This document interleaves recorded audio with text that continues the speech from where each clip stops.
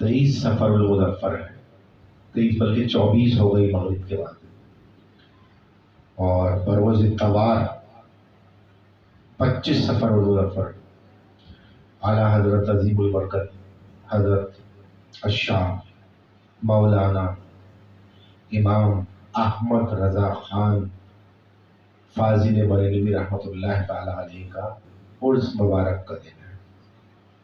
तो करीब तरीन यही प्रोग्राम है, लिहाजा आज इंशाअल्लाह वज्ज वजल इमाम अहमद रज़ा मुजद्दिद सदी के उनके मुताल्लिक कुछ अर्ज़ करना चाहूँगा। वो कि उनकी शान निराली है, कोई 52-54 उलूम के माहिर, अल्लाह की अता से ही ऐसा हो सकता है। तो उनके मुताल्लिक कुछ अर्ज़ करूँगा, लेकिन मुजद्दिद की शान भी हदीस शरीफ में मौजूद है। सबसे पहले वो हदीस शरीफ में पेश करता हूँ जो अबू दाऊद शरीफ में आती है। हुज़ूर सल्लल्लाहु अलैहि वसल्लम इरशाद फरमाते हैं, इन्नल्लाह यबअसु लिहाज़िहिल उम्मती अला रासी कुल्ली मियाती सनाती मिन युजद्दिदु लहा दीनहा। अबू दाऊद जिल्द नंबर 2 सफ़ा नंबर 241 पर यह हदीस मौजूद है। अल्लाह ताला हर सदी के सर पर उस उम्मत के लिए एक मुजद्दिद को भेजेगा जो उस उम्मत के लिए उसके दीन की तजदीद करेगा। तजदीद क्या? नया दीन ले आएगा? नहीं, उसको तरोताज़ा करके पेश कर देगा। उस पर जो गर्द गुबार, झंडे, तकिए, गद्दे, चादरें चढ़ा दी होंगी लोगों ने, उन सब को उतार कर फेंक देगा और वही उजली सूरत में दीन पेश कर देगा। अल्लाह ताला ये काम करवाता है। 100 साल के अरसे में दीन इस्लाम पर एक सदी का मुजद्दिद होता है। जो गर्दों को बार पड़ गई होती है सबको साफ कर देता है। मुजद्दिद वक्त आएगा और गर्दों को बार को साफ कर देगा और दीन इस्लाम को तरोताज़ा करके पेश कर देगा। और ये सिलसिला क़यामत तक जारी रहेगा। हर सदी में एक मुजद्दिद, कभी 2 मुजद्दिद, कभी 3 मुजद्दिद, कभी 4 मुजद्दिद, अलग अलग एरियाज के भी होते हैं, अलग अलग इलाकों के भी होते हैं। तो आला हजरत अजीमुल बरकत मौलाना शाह अहमद रज़ा खान बरेलवी रहमतुल्लाह अलैह भी अपनी सदी के मुजद्दिद हैं, अपनी सदी के मुजद्दिद हैं।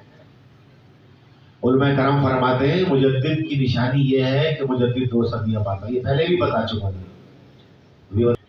एक सदी में पैदा होता है और उसी सदी में इस्लाम का झंडा बुलंद करने के लिए दीन इस्लाम की तबलीग करता है। जब दूसरी सदी आती है तो हर तरफ उसका नाम पहुंच गया होता है। यही इमाम अहले सुन्नत इमाम शाह अहमद रज़ा खान फाजिल बरेलवी रहमतुल्लाह अलैह आपको जिस लिहाज से भी देखें, मुजद्दिदियत का ताज आपकी पेशानी पर नूर की तरफ चमकता हुआ नजर आता है। 1272 हिजरी में पैदा हुए और आपको पैदा हुए 1272 हिजरी में पैदा हुए और 1340 हिजरी में आपका इंतकाल हो गया। तो अब 1443 आला हजरत के वालिद गिरामी मौलाना नकी अली खान और आपके दादा जान मौलाना रज़ा अली खान रहमतुल्लाह अलैह बुलंद पाया आलिम दीन थे। 14 बरस की उम्र में आप फतवे की मसनद पर बैठे। 14 बरस की उम्र क्या होती है? 14 बरस का बच्चा खड़ा कर दोगी उसको, तो अगर पूछा जाए तो वजू के फराइज़ भी मालूम, गुस्ल के भी मालूम है, वजू के भी मालूम है। अक्सरियत की बात करते हैं क्योंकि बड़ों को भी नहीं मालूम है। तो 14 बरस की उम्र में मसनद फतवा नवीसी पर बैठे और जिस दिन आपने कलम लेकर पहला फतवा लिखा उसी दिन आपका साने बलोगत है, उसी दिन बालिग हुआ। قوت حافظہ بڑے کمال کا ہے، یہ اللہ کی عطا سے ہوتا ہے۔ ہمارے حضرت کا قوت حافظہ بھی بہت اچھا تھا۔ 20-15 سال پہلے لوگوں کے نام، ایڈریس اور فون نمبر زبانی بتا دیا کرتے دیکھ کے۔ یہ اللہ کی عطا ہوتی ہے۔ ہمارے حضرت علامہ قاری محمد فیروز صدیقی رحمۃ اللہ تعالیٰ اعلیٰ حضرت سے بڑی محبت رکھتے تھے، تو لوگ آپ کو حافظ لکھا کرتے تھے، گو کہ آپ حافظ نہیں تھے اعلیٰ حضرت۔ تو آپ نے کہا لوگوں کا یہ گمان میرے متعلق ہے تو چلو میں حفظ کر لیتا ہوں۔ رمضان شریف میں عشاء کے وضو کے بعد جماعت تک حافظ صاحب سے ایک پارہ قرآن کا سن کر دور فرما لیتے۔ اسی طرح رمضان شریف کے آخری دن 30ویں پارے کا دور کیا، بے پناہ قوت حافظہ کا یہاں سے اندازہ لگایا جا سکتا۔ جلالت علمی بھی بہت تھی آپ کی، اللہ تعالیٰ نے آپ کو بے انداز علوم جلیلہ سے نوازا تھا۔ بے انداز سے مراد کیا؟ کسی کا انداز کاپی نہیں کرتے، یہ اللہ نے ان کو خدا کا سر۔ آج لوگ اس چکر میں پڑے رہتے ہیں، مدعا نہیں لینا چاہتے، کاپی لینا چاہتے ہیں، یعنی پیروڈی کیے چلے، یعنی وہ نقل کیے چلے جاؤ، نقل کیے تو حقیقت میں بولے آواز ویسی نکالو۔ یہ ارے حقیقت تو سمجھو کہ جو کام ہے وہ کام ہو رہا ہے نہیں ہو رہا ہے۔ اصل چیز یہ ہے، ایک صاحب تراویح پڑھتے تھے، میں نے ان سے پوچھا مسجد میں آپ تراویح کیوں نہیں پڑھتے؟ کبھی آپ کہیں پڑھتے ہیں کبھی نہیں پڑھتے، کیا وجہ ہے؟ کہ آپ نے پورا قرآن کہیں ایک دم سن لیا ہے کرتا؟ بولے نہیں، ہم تو صرف آواز سننے جاتے ہیں۔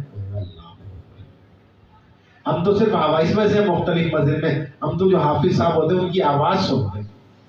میں نے کہا کاش یہ وہی معاملہ ہو گیا کہ موکلا کیوں بنایا ہے تو نے اپنے گھر میں؟ سرکار نے پوچھا، بولے یا رسول اللہ ہوا آئے گی۔ بولے کاش تیری نیت یہ ہوتی کہ اس سے اذان کی آواز آئے گی تو معاملہ ہی اور ہوتا۔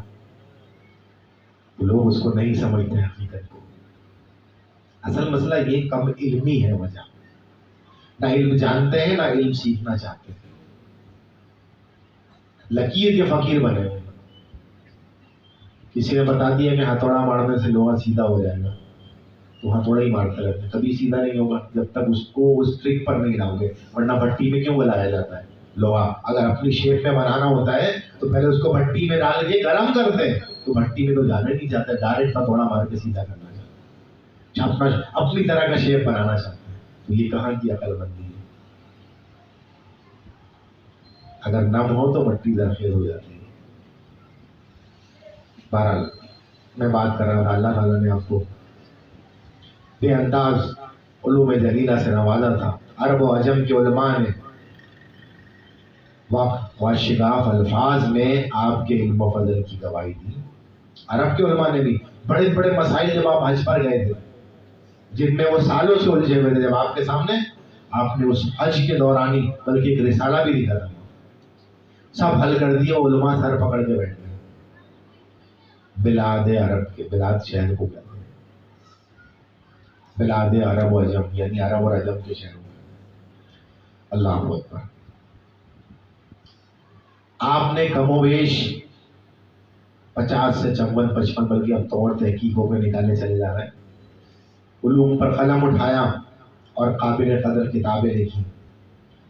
اعلیٰ حضرت خود ہی کہتے ہیں ملک سخن کی شاہی تم کو رضا مسلم، ملک سخن کی شاہی تم کو رضا مسلم، جس سمت آ گئے ہو سکے بٹھا دیے۔ واقعی اللہ نے یہ من کا دیا ہوا تھا آپ کو، یہ کمال دیا ہوا تھا، یہ انعام الہی کا مظہر ہے، اظہار ہے۔ واقعی آپ کو ہر فن میں کامل دسترس دی، علم توقیت، وقت، ستارے یا دھوپ دیکھ کر، سورج دیکھ کر وقت ملا لینا، بڑے ماہر تھے علم توقیت۔ ایک مرتبہ مسجد خرما میں نماز پڑھانے بدایوں گئے، فجر کی نماز پڑھائی تو نماز میں قرات طویل کر دی۔ جب قرات طویل ہو گئی تو لوگوں تذبذب کا شکار ہو گئے اور سلام پھیرتے ہی اٹھ کے باہر نکل گئے اور مشرق کی سمت دیکھنے لگے. آپ کو اندازہ ہو گیا اعلیٰ حضرت نے کہا ابھی 3 منٹ اور 48 سیکنڈ باقی سورج طلوع ہونے میں. وہیں بیٹھے بیٹھے کہا 3 منٹ اور 48 سیکنڈ باقی ہے. پھر لوگ خاموشی سے آ کے بیٹھ گئے. علم توقیت پر اتنا عبور تھا. ہائے ہائے ہندوستان کی تاریخ میں انگریزوں کی آمد پر اسلام پر حملے ہو رہے تھے جس طرح آج ہو رہے ہیں اسی طرح سے اسلام کے اوپر حملے ہو رہے تھے. ایمان اور عظمت مصطفیٰ پر حملے ہو رہے تھے. آج بھی ایمان اور عظمت مصطفیٰ پر حملے ہو رہے ہیں. انگریز ایسے ایسے علماء پیدا کر رہا تھا جو حضور کی شان میں بے ادبی اور گستاخی اور آج بھی پیدا ہو رہے ہیں. اور زبان درازیاں کر رہے ہیں.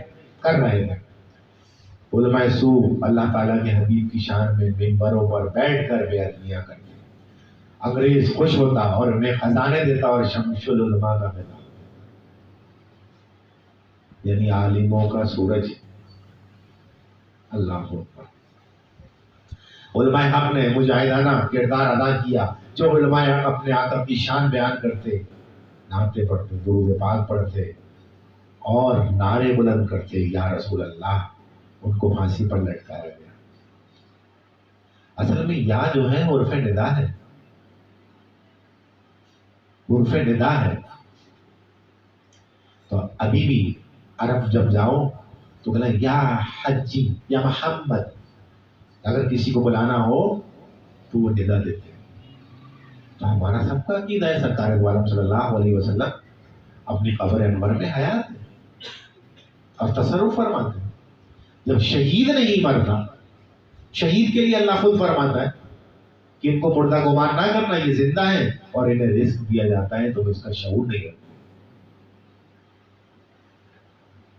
بہرحال دہلی کے چاندنی چوک پر سینکڑوں علماء کرام کی کو پھانسی دی گئی اور کئی دن ان کی لاشیں چاندنی چوک پر لٹکی رہی. اور بعض علماء کو کالے پانی کی سزا ہوئی. مولانا فضل خیر آبادی جو امام ہیں, انہیں کالے پانی کی سزا دی گئی کیونکہ آپ نے انگریز کے خلاف جہاد کا فتویٰ دیا تھا. اور بے ادب علماء حضور کی شان میں گستاخی کا مظاہرہ کر رہے تھے اور کہہ رہے تھے کہ حضور کو دیوار کے پیچھے کی خبر. اصل میں ہمارا یہ ماننا ہے, اس چیز کو سن لو, کہ اگر خبر ہے تو اللہ کے علم سے ہے, اور اللہ کو جو خبر ہے وہ بغیر کسی کے دیے ہوئے علم کے, وہ علم اس کا ذاتی ہے اور سرکار کے پاس اللہ کا عطا کیا ہوا ہے. اب اس کی بات ایسی کر لو نا, یہاں اتنے سارے لوگ بیٹھے ہیں, اب اس کے پیچھے کیا ہے, کوئی شخص خبر لے آیا, دیکھ لیا اس نے, میں نے نہیں دیکھا, مجھے بتا دے تو مجھے اس کا علم ہو جائے گا. تو سرکار کو اللہ نے بتایا, اللہ نے یہ علم عطا کیا. بس اس پھنڈے میں نہیں پڑھنا چاہیے. جو حقیقت سمجھا رہا ہے وہ سمجھے. انعام اور اکرام دے رہا تھا انگریز. ادھر انگریز کے اشارے پر مرزا غلام قادیانی نے جھوٹا دعویٰ کیا نبوت کا. ظاہر ہے وہ تو یہودی تو ہوا دیتے ہیں, یہ ان کا قادیانیوں کا یہودیوں کا طریقہ ایک ہی ہے, بالکل سیم طریقہ ہے بالکل ان کا. اللہ اکبر. ان ساری باطل قوتوں سے جو ٹکرایا وہ امام اعلیٰ حضرت عظیم البرکت مولانا شاہ احمد رضا خان بریلوی امام اہل سنت رحمۃ اللہ علیہ. ہندوستان کی سرزمین میں برتن تنا باطل کی چٹانوں سے ٹکرا رہے تھے. وہ صرف اعلیٰ حضرت تھے جو فرما رہے تھے مجھے کوئی خزانہ نہیں چاہیے, میرا خزانہ تو حضور صلی اللہ علیہ وسلم کے پاس ہے. ایک شعر بھی کہا ہے آپ نے, کرو مداح اہل دول. دول حکمران جو حکومت ہوتی ہے, دولت حکومت یعنی حکمرانی سلطنت جو ہوتی ہے. کروں مد اہل دول رضا, پڑے اس بلا میں میری بلا. میں کیوں کروں ان کی بلا, میری بلا سے کہیں بھی جائے وہ. میں گدا ہوں اپنے کریم کا, میرا دین پارا نان نہیں. میرا دین جو ہے یہ روٹی کا ٹکڑا نہیں ہے. میں تو اپنے کریم ہوں, اپنے گدا کا. میں گدا ہوں اپنے کریم کا. میں بے ادب علماء چاروں طرف سے حملے کر رہے تھے, تنہ تنہ جواب دے رہے تھے. بے ادبوں نے اپنی کتابوں میں لکھا کہ نماز میں اگر حضور کا خیال آ جائے، نعوذ باللہ من ذالک، میں نہیں کہوں گا وہ الفاظ، ایسے الفاظ گئے. اصل مسئلہ یہ ہے کہ نماز میں خیال لانا نہیں چاہیے، آ جانے پر تو پابندی نہیں. جب درود پڑھو گے سرکار پر، سرکار کا خیال آ جائے. درود نہیں پڑھو گے تو نماز نہیں ہوگی. کیا سمجھے؟ یعنی چلو اچھا اس کو لے لو، اتحیات کا پڑھنا تو واجب ہے نا. اتحیات میں کیا ہے؟ ایھا النبی، نبی کا نام تو آگے اور باقاعدہ خطاب کے ساتھ آیا، اے نبی، ایھا النبی. چیزوں کو سمجھنے کی ضرورت ہے. جب چیزیں سمجھ میں آ جائیں گی تو معاملات صحیح ہو جائیں گے. سرکار دو عالم صلی اللہ علیہ وسلم نے فرمایا تم نماز اس طرح پڑھو جس طرح مجھے دیکھتے ہو. حدیث ہے سرکار کی. حدیث سے معلوم ہوتا ہے کہ نماز پڑھنے والا نماز میں حضور کی اداؤں کو دیکھے. اب سرکار نے امامت کرا رہے ہیں، اللہ اکبر کہا، ہم سب نے دیکھا اور اللہ اکبر کے لیے پھر سرکار نے رکوع کیا، دیکھا سب نے کہ ہاں بھائی رکوع کا یہ طریقہ ہے. پھر سرکار نے قوما کیا، دیکھا ہاں بھائی یہ قومے کا یہ طریقہ ہے. دیکھ رہے ہیں نا سرکار کو. توجہ، اصل میں بنیاد ہے نماز اللہ کے لیے. نماز کا طریقہ کار جو ہے وہ سنت رسول اللہ ہے. مجدد الثانی لکھتے ہیں کہ فرض نماز میں بھی وہ جب نیت باندھتے تھے تو یہ کرتے تھے سنت رسول اللہ. جیسے نیت کی میں نے 2 رکعت نماز فرض جمعہ واسطے اللہ تعالیٰ کے، منہ میں رکعب شریف کی طرف سنت رسول اللہ، ایسے کہنے دیا. تو اس میں کیا حرج ہے؟ کوئی برائی کی بات نہیں ہے، بس سمجھنے کا فرق ہے. اعلیٰ حضرت نے فرمایا اگر تم کفری عقیدے سے باز نہ آئے، لوگوں نے بہت سارے کفری عقیدے، تو توبہ نہ کی تو بے ادبی کی وجہ سے جہنم میں جاؤ گے. اعلیٰ حضرت نے تقریباً 50 سے 54 علوم پر کتابیں لکھی. ہر فن کے ماہر امام تھے. اللہ تعالیٰ نے اعلیٰ حضرت کو بے پناہ حافظہ عطا کیا تھا. علم حدیث، علم تفسیر، علم فقہ، علم معانی، جتنے علوم کی کتابیں آپ کے کتب خانے میں موجود تھیں، ہر کتاب کا صفحہ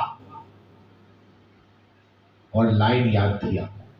جس طرح سے حافظ کو یاد، حافظ کیسے صفحے کے حساب سے چلتا ہے. حافظ کون سی تختی کا قرآن پاک ہے؟ جو قرآن سناتے ہیں نا، وہ اس طرح رکوع کے حساب سے نہیں چلتے، وہ لائن کے حساب سے چلتے ہیں کہ کتنی سطریں پڑھنی ہیں. آپ کا بہت بڑا کارنامہ فتح رضویہ، پتہ ہے فتاوی رضویہ، ایسا عظیم الشان کارنامہ ہے جس کی نظیر تاریخ میں نہیں ملتی. فتاوی رضویہ آپ نے 12 جلدوں میں لکھی، لیکن اب مزید اس کی تحقیق ہو رہی ہے، مزید اس میں حاشیے ڈالے جا رہے ہیں. تو اب تو میرے خیال 36 38 کتنی جلدوں پہ ہو گیا، 38 جلدوں پہ ہو گیا. مزید تحقیق ہو رہی ہے. تخلیقی کارنامہ ہے اور مسئلے بڑے، اور ہر مسئلے میں جزی، یہ بڑا کمال ہوتا ہے. اگر مسئلہ بتائے تو اس میں جزی ہو، حدیث سے ہو اور قرآن سے ہو، قرآن کی آیت سے ہو. اور اگر اس سے نہیں مل رہا ہے تو کوئی ایسا مسئلہ جو حدیث اور قرآن کی بنیاد پر ہو، اس مسئلے کی بنیاد پر وہ مسئلہ پیش کرے. تو جو مسائل کے صحیح سمجھنے والے ہیں نا، وہ جزی کی بنیاد پہ مسئلے کو سمجھتے ہیں، تو پھر وہ بیٹھتے نہیں ظاہری عبارت پڑھ کے، بیٹھتے نہیں. اللہ تعالیٰ رحم فرمائے. علامہ اقبال جب اعلیٰ حضرت کی زندگی کا مطالعہ کیا علامہ اقبال نے، اور آپ کی کتابیں پڑھی تو حیران ہو گئے. اور علامہ اقبال کا قول ہے یہ کہ امام احمد رضا، جو کہ اللہ تعالیٰ نے علم و حکمت کے خزانے عطا کیے امام احمد رضا کو، یہ صرف حضور صلی اللہ علیہ وسلم کی غلامی کا صدقہ ہے. سرکار کی غلامی کا صدقہ ہے جو خزانے عطا کیے. پھر کیا فرماتا ہے علامہ اقبال؟ اگر امام احمد رضا یعنی اعلیٰ حضرت رحمۃ اللہ علیہ کی طبیعت میں سختی نہ ہوتی تو ابو حنیفہ ثانی کہلاتے. جو علم میں کام کیا انہوں نے امام ابو حنیفہ کے ساتھ ہی کیا۔ اب یہاں پر غور کریں، امام احمد رضا رحمۃ اللہ تعالی علیہ کی طبیعت میں سختی کیوں تھی؟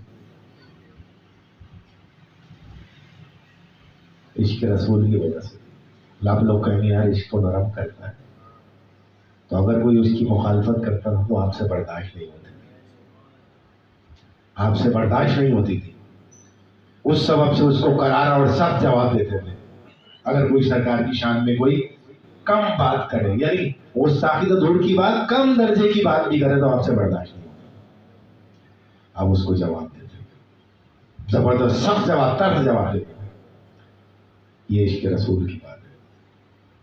اچھا پھر ڈاکٹر اقبال نے یہ کہہ دیا لیکن خود بھی نہیں بچ سکے، اس سے خود بھی نہیں بچ سکے، وہی کیا جو اعلیٰ حضرت کرتے تھے۔ مولانا حسین احمد مدنی پاکستان کی جب تحریک چل رہی تھی تو کیا بات کہی انہوں نے، مولانا حسین احمد مدنی نے، ملت از وطن از، قوم وطن سے بنتی ہے، قوم وطن سے بنتی ہے، لیکن اس وقت انہوں نے سرکار کی حدیث نظر انداز کر دی، المسلم ملت واحدہ الکفر ملت واحدہ، یہ انہوں نے نظر انداز کر دی۔ وطن رہے گا تو قوم بھی رہے گی، اگر وطن ہندوستان ٹوٹ گیا تو قوم بھی ختم ہو جائے گی، چونکہ ہندو اور مسلمان ایک ملک میں رہتے ہیں، اس لیے وہ ایک قوم ہے۔ محمد حسین احمد حسین مدنی یا حسین احمد مدنی نام ہے ان کا، یہ کہنا تھا۔ علامہ اقبال نے جب یہ سنا تو تڑپ گئے، اور انگریز سے ان کا مولانا کا کہنا تھا انگریز سے آزادی حاصل کرنے کے بعد ملک کو مذہب کی بنیاد پر تقسیم کرنا صحیح نہیں ہے، حسین احمد مدنی کا کہنا تھا، اور تمام کانگریسی علماء کا بھی یہی موقف تھا، کانگریس میں جتنے بھی علماء تھے سب کا یہی موقف تھا۔ علامہ محمد اقبال رحمۃ اللہ علیہ نے جب یہ بات سنی تو جلال میں آ گئے اور فرمایا قوم دین سے بنتی ہے، المسلم ملت واحدہ، مسلمان ایک قوم ہے۔ کیا فرمایا؟ قوم دین سے بنتی ہے، اگر قوم وطن سے بنتی تو حضور صلی اللہ علیہ وسلم مکے سے مدینے کی طرف ہجرت نہ کرتے، حضور نے اسلام کی خاطر اپنا وطن چھوڑا۔ جب قوم دین سے بنتی ہے تو ہندو اور مسلمانوں کا دین الگ الگ ہے۔ رسول اللہ نے دین کی خاطر تو ہجرت کی تھی، ورنہ وہ تو آبائی وطن تھا مکہ مکرمہ، آپ کا وہی رہتے، لیکن ہجرت دین کی خاطر کی۔ تو ڈاکٹر اقبال یہ کہہ رہے ہیں تو مسلمان کا دین الگ ہے، لہذا ایک قوم نہیں ہے۔ آج جو یہ کرنے کی کوشش کر رہے ہیں نا، آج بھی وہی حملے کر رہے ہیں یہ لوگ کہ اسلام کا تشخص ہی ختم ہو جائے، اور ہمارے اکثریت میں لوگ ان کا ساتھ دے رہے ہیں۔ کیا فرق پڑتا ہے؟ کیا فرق پڑتا ہے؟ کیا فرق کرتے کرتے سب کچھ مٹ جائے گا۔ یہ اس وقت پتہ لگے گا جب تمہارے اوپر مل کر سب غالب آ جائیں گے اور تم کسی کام کے نہیں رہو گے، یا اس وقت پتہ چلے گا جب فرشتے سوال کریں گے تم سے۔ یہ بات سوچ لو، سمجھ لو میری۔ ہندو الگ قوم ہے، مسلمان الگ قوم ہے، کیونکہ ان کا دین الگ الگ ہے۔ اور جواب دیا شعر کے انداز میں، عجم ہنوز ندا ند رموز دی ورنا، زے بند حسین احمد اینچا بل عجمی است۔ اللہ اکبر، یہ عجمی لوگ دین کے رموز کو ابھی تک نہیں سمجھے، ورنہ ایسی بات حسین احمد نہ کہتے۔ سرکار کی حدیث سے رمز تو سمجھ میں آ گیا کہ اللہ نے جو اپنے انبیاء مبعوث فرمائے حق اور باطل کو الگ الگ کرنے کے لیے فرمائے، کہ حق الگ ہے اور باطل الگ ہے۔ چل جائیے کہ دونوں کو ملا دیا تو پھر انبیاء اور کتابیں اور صحیفے بھیجنے کی کیا ضرورت ہے؟ یہ بنیاد ہے۔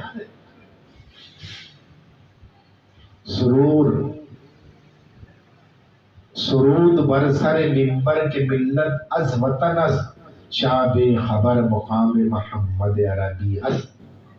اللہ اکبر، اللہ اکبر. تو منبر پر چڑھ کر کہتا ہے کہ قوم وطن سے بنتی ہے. لوگ حضور صلی اللہ علیہ وسلم کے مقام سے کتنے بے خبر ہیں، سرکار کا مقام ہی نہیں پتا. حضور اکرم صلی اللہ علیہ وسلم نے تو اسلام کی خاطر مکہ مکرمہ جیسا وطن چھوڑ دیا. اب حضور صلی اللہ علیہ وسلم کے وطن سے کس کا وطن افضل ہو سکتا ہے؟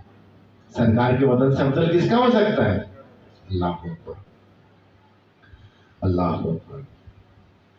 علامہ اقبال شاعر مشرق عاشق مصطفیٰ ایمان کا مظاہرہ کرتے ہوئے حسین احمد مدنی کو سمجھاتے ہیں: با مصطفیٰ با قبیش رضا کے دی ہما اوسط، اگر با او نہ رسیدی تمام بو لہبی است.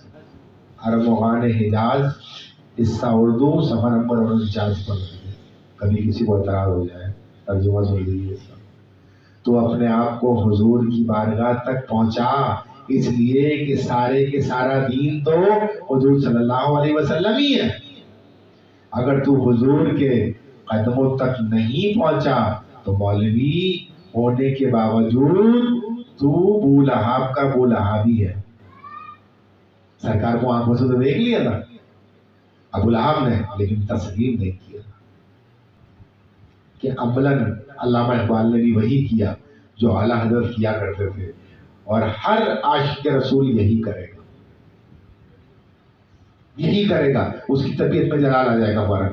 کیسی بات کرتا ہے تو، چاہے سامنے کوئی بھی ہو. اللہ اکبر. اعلیٰ حضرت اپنے مقام پر علم کا ایک کوہ گراں، گراں قیمتی کو کہتے ہیں، کوہ پہاڑ کو کہتے ہیں، قیمتی پہاڑ تھے. وقت کے عظیم مجدد تھے. آپ کا یہ بڑا تجدیدی کارنامہ جو گرد و غبار اس دور میں فتنہ قادیانیت، فتنہ عیسائیت، فتنہ یہودیت، مجیت کی وجہ سے چھا رہا تھا، ان تمام فتنوں کا اعلیٰ حضرت نے رد کیا، گرد و غبار کو صاف کیا. انگریز کی سرپرستی میں جو علماء ہندوستان میں فرقے بنا رہے تھے، انتشار پیدا کر رہے تھے، ان کا مقابلہ کیا. یہ عظیم تجدیدی کارنامہ ہے. اعلیٰ حضرت رحمۃ اللہ علیہ وقت کے عظیم فقیہ اور معتبر عالم تھے، اور بریلی کے دلیل و قدر محدث تھے. لیکن پھر بھی فرماتے ہیں: مجرم کو نہ شرماؤ احباب کفن ڈھک دو، منہ دیکھ کے کیا ہوگا پردے میں بھلائی ہے. یہ انتہائی عاجزی، اور آج تو اتنی سی اتنا بڑا کام نامہ کرنے کے بعد اپنے آپ کو اتنا نیچا دکھا ہے. عاجزی، اور یہاں اتنا سا کام کر کے یار ادھر بھی ہو جائے، یار اس کو نہیں پتا، اس کو بھی پتا چل جائے. اس چکر میں لگ گئے ہیں. نام بڑے کام چھوٹے. اللہ تعالیٰ ہم سب پر فضل فرمائے اور ہمیں سمجھنے اور عمل کرنے کی توفیق خیر عطا فرمائے. دیکھیں قرآن کو بھی اعلیٰ حضرت نے کہا ہے، جیسے حضرت عائشہ صدیقہ رضی اللہ عنہ نے کہا کہ کیا تم نے قرآن نہیں پڑھا؟ سرکار کے اخلاق پورا قرآن ہے. تو ہر اعلیٰ حضرت فرماتے ہیں کہ قرآن مجید کی ہر آیت نعت مصطفیٰ صلی اللہ علیہ وسلم.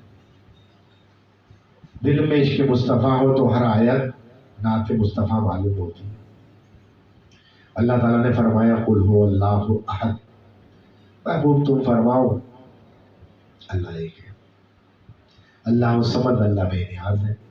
لم یلد، اس نے کسی کو نہیں جنا، ولم یولد، نہ وہ کسی سے جنا گیا، ولم یکن لہ کفوا احد، نہ اس کا کوئی ہمسر. یہ صورت اللہ تعالیٰ کی حمد ہے، خالصتاً حمد اللہ تعالیٰ کی توحید ہے یہ. لیکن لفظ قل نے پوری صورت کو نعت مصطفیٰ بنا دیا، نعت مصطفیٰ بنا دیا. قل هو اللہ احد، میرے محبوب کوئی اور کہے نہ کہے لیکن تم فرما دو وہ اللہ ایک ہے. باقی سب تو انکار کر رہے تھے نا، سرکار نے کہا اللہ ایک ہے، اللہ کہہ رہے ہیں تم فرما دو محبوب، مجھے کسی کا وہ نہیں، تم تو کہہ دو اللہ ایک ہے. قل کہہ کر اپنی بات بھی منہ سے تیرے سنی، اللہ کو ہے تیری کتنی گفتگو پسند. اللہ تعالیٰ نے اپنی توحید کا ڈنکا بجایا ہے تو اپنے محبوب کی زبان سے بجایا ہے. بے شک اپنے محبوب کی زبان. سرکار نے تو فرمایا فقولوا لا الہ الا اللہ، کہو نہیں کوئی معبود سوائے اللہ. اللہ اکبر. حضرت خود فرماتے ہیں اور سچے عاشق کے نشانی ہے کہ اگر میرے سینے کو چیرا جائے اور دل کو دو ٹکڑے کیا جائے تو دل کے ایک ٹکڑے پر لا الہ الا اللہ لکھا ہوگا اور دل کے دوسرے ٹکڑے پر محمد رسول اللہ. لا الہ الا اللہ، نہیں کوئی معبود سوائے اللہ نے، کیسے پہچانا؟ محمد رسول اللہ سے. اس وجہ سے دونوں چیزیں لکھی ہوئی. یہی معرفت تو دلائی ہے اور یہی معرفت دلانے کی بات کرتے ہیں. وہاں سے سینہ روشن ہوتا ہے، یہ بات یاد رکھو میری. اب قرآن کریم کی ایک آیت ہے، پارہ نمبر 30 اما، رکو نمبر 18، وَوَجَدَكَ ضَالًّا فَہَدَىٰ، ہے نا؟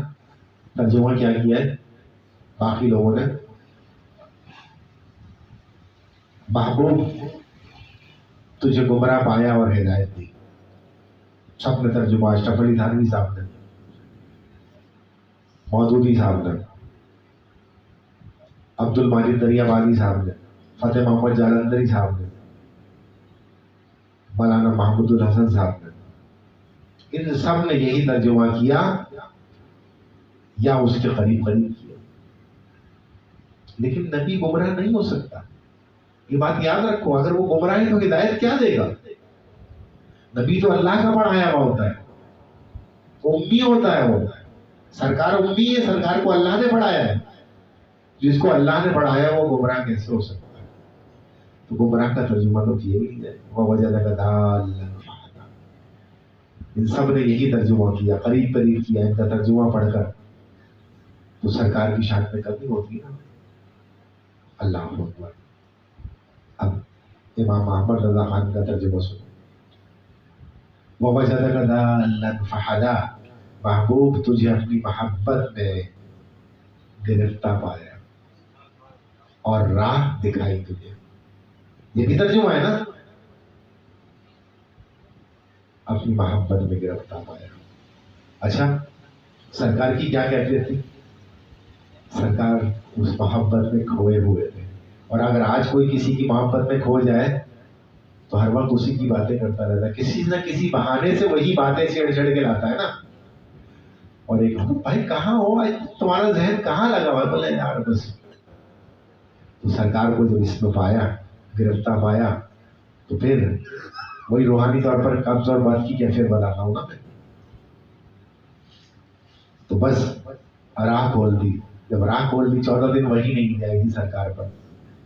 تو سرکار اس وجہ سے اللہ کی محبت میں ورفتہ تھے، فریفتہ تھے، گرفتہ تھے. اللہ اکبر. اللہ نے پھر وہ وہی بھیج دی، وہ راہ کھول دی. تو یہ ترجمہ عشق رسول میں ڈلوا ہوا ایمان افروز ترجمہ ہے، اور کوئی بات نہیں. بات سمجھنے کی ہے، بس سب بیان ختم کر دوں. سفر 1340 مطابق 1921. آج کیا ہے؟ نہیں بھائی، یہ مطابق عیسوی 2021، 100 سال ہو گئے. جمعۃ المبارک کے دن، آج بھی جمعۃ المبارک تھا لیکن 2 دن بعد آ رہے ہیں. 2:38 پر عین اذان کے وقت ادھر مسجد سے حی علی الفلاح کی آواز سنی، ادھر آپ کی روح اس دار فانی سے کوچ کر گئی.